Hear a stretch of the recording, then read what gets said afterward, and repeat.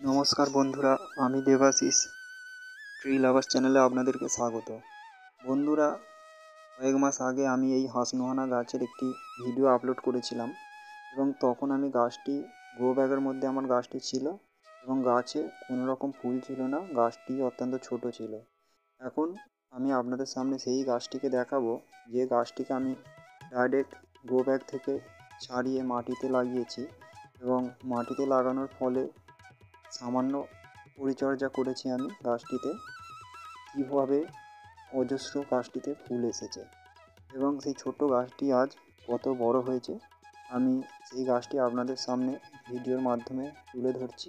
আপনারা দেখুন আমার এই হাঁসনোহানা গাছটিতে কত পরিমাণে ফুল হয়েছে। এবং বন্ধুরা, এই গাছটির একটি বৈশিষ্ট্য হলো এই গাছটি সন্ধ্যের সময় করে সুন্দর গন্ধ ছাড়ে, যা আপনার মন ভরে যাবে এবং সারাদিন গাছটিতে ফুল থাকবে। এই ফুলগুলো কিন্তু সন্ধ্যার সময় কী হবে, ফুটবে এবং তখন গন্ধে ভরে থাকবে। তাই আপনারা বাড়িতে একটি হাঁসনোহানা গাছ লাগান।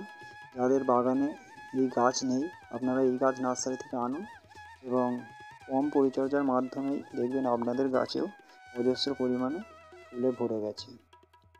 বন্ধুরা, এই হাঁসনোহানা গাছের জন্য খুব সামান্য পরিচর্যা করবেন, সামান্য পরিচর্যাতেই দেখবেন আপনাদের গাছে কত পরিমাণে ফুল এসেছে। আমি বন্ধুরা সাধারণত যে পরিচর্যাটা করেছি সেটি হলো টাইমে টাইমে শুধু জল দিয়েছি এবং কী করেছি, গাছে মাঝের মধ্যে মিশ্র সার ইউজ করেছি। সেই মিশ্র সার দেওয়ার ফলে আমার গাছে কিন্তু অজস্র ফুল এসেছে। আর বন্ধুরা, আপনারা যদি এই হাঁসনোহানা গাছ বাগানে লাগান তাহলে কিন্তু মাঝের মধ্যে এই গাছে কীটনাশক ইউজ করতে হবে, কেননা এই গাছে মিলিবাগের আক্রমণ হয়। আমার গাছে দেখুন কিছুটা মিলিবাগের আক্রমণ হয়েছে, আর আমি কর্মব্যস্ততার কারণে গাছে সেইভাবে পরিচর্যা করতে পারিনি।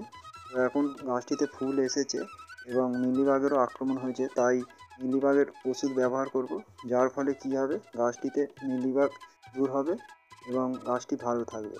এবং এখন আপনারা দেখছেন আমার এই হাঁসনোহানা গাছ, এই গাছটিতে কিন্তু মাঝের মধ্যে আমি ফাঙ্গিসাইড ইউজ করি, তাই আপনারাও মাঝের মধ্যে বিশেষ করে বর্ষাকালে এই হাঁসনোহানা গাছে ফাঙ্গিসাইডটা ইউজ করবেন। আর এই হাঁসনোহানা গাছে বন্ধুরা বিশেষ কোনো পরিচর্যা নেই, আপনারা সামান্য পরিচর্যা করবেন, তাতেই কিন্তু গাছটিতে সুন্দর ফুল হবে এবং গাছটির পাতাও দেখছেন গাঢ় সবুজ বর্ণের, যা দেখতে অজস্র সুন্দর। তাই আপনারা এই গাছ একটু নিয়ে আসুন, আপনারা টবে কিংবা গ্রো ব্যাগে কিংবা মাটিতেও করতে পারেন, যেখানেই করবেন। আর আপনারা জানেন টবে কিংবা গ্রো ব্যাগে করলে অবশ্যই সেখানে আপনাদের ওয়েল ড্রেন সয়েল করতে হবে, কেননা গাছের গোড়ায় যেন না কোনোভাবে জল জমে, তাহলে কিন্তু গাছ মারা যাবে। আর একটা কথা বন্ধুরা, আপনারা যখন নার্সারি থেকে এই হাঁসনোহানা গাছ সংগ্রহ করবেন, সেই নার্সারি তাদেরকে বলবেন, যাদের নার্সারি তাদেরকে বলবেন যে হাঁসনোহানা গাছ যেটা আপনাদেরকে নেবেন, যেটা আপনারা সেই গাছটি যেন যে যখন ফুল হবে গাছটিতে যখন গন্ধ থাকে, কেননা অনেক সময় দেখা যায় অনেক রকমের বাজারে ভ্যারাইটি এসেছে, অনেক হাঁসনোহানা গাছে কিন্তু কোনো রকম ফুলের গন্ধ থাকে না। তাই আপনারা যখন নার্সারি থেকে গাছ আনবেন বলে আনবেন, যাতে কিনা সেই ফুল যখন ফুটবে ফুলের গন্ধ থাকে সেরকম দেখে বা বলে আপনারা গাছ সংগ্রহ করবেন। বন্ধুরা, এই ছিল আজকের ভিডিওটি যদি আপনাদের ভালো লাগে থাকে তাহলে ট্রি লাভার্স চ্যানেলকে লাইক, কমেন্ট, শেয়ার এবং সাবস্ক্রাইব করে পাশে থাকবেন। এতক্ষণ ট্রি লাভার্স চ্যানেলের সঙ্গে থাকার জন্য আপনাদেরকে অসংখ্য অসংখ্য ধন্যবাদ।